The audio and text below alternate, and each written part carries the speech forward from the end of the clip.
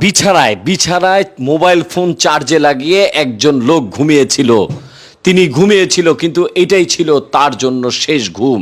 হ্যাঁ দর্শক শ্রোতা, আপনারা যারা যারা মোবাইল ফোন বিছানার কাছে রাখেন, বিছানা বালিশের কাছে রেখে ঘুমান, আপনারা সবাই ভিডিওটা খুব মনোযোগ সহকারে দেখবেন। আপনাদেরকে একটি ঘটনা আমি বলতে চাই। ময়মনসিংহে একটি দুর্ঘটনা ঘটে গেছে। বিছানায় রেখেছিল মোবাইল ফোন, মান্তি ফ্ল্যাগে চার্জে লাগিয়ে সে ঘুমিয়েছিল। সেই লোকটি পেশায় একজন চিকিৎসক ছিল। সারা দিন তিনি চিকিৎসা দিয়ে রাতেও তিনি 3টার দিকে বাসায় ফেরে। 2টা-3টার দিকে বাসায় ফিরলে বিছানায় ঘুমিয়েছিল। ঘুমানোর সময় মান্তি ফ্ল্যাগে মোবাইল ফোনটা চার্জে লাগিয়ে গিয়েছিল।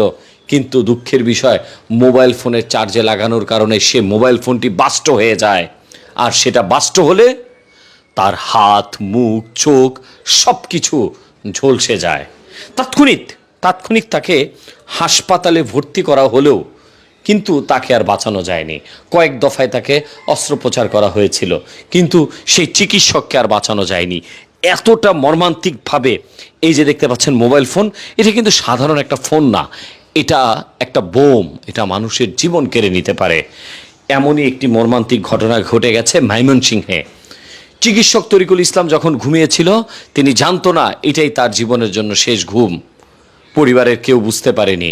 সকালবেলা দেখে ঘর থেকে দুর্গন্ধ আসতেছে, পুরা গন্ধ। তখনই ঘরের দরজা খুলে দেখে চিকিৎসক তরিকুল আর নেই। তাকে হাসপাতালে ভর্তি করা হলে তাকে আর বাঁচানো সম্ভব হয়নি।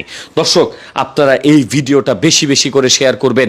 এই ঘটনাটি ঘটে গেছে ময়মনসিংহে একজন চিকিৎসকের সাথে এমনই একটি মর্মান্তিক ঘটনা ঘটে গেছে। আপনারা ভিডিওটা শেয়ার করুন।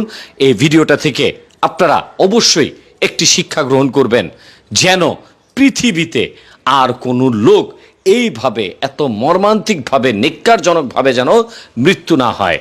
সবাই সতর্ক থাকবেন। বিশেষ করে ছোট ছোট বাচ্চাদের কাছ থেকে মোবাইল ফোন দূরে রাখবেন।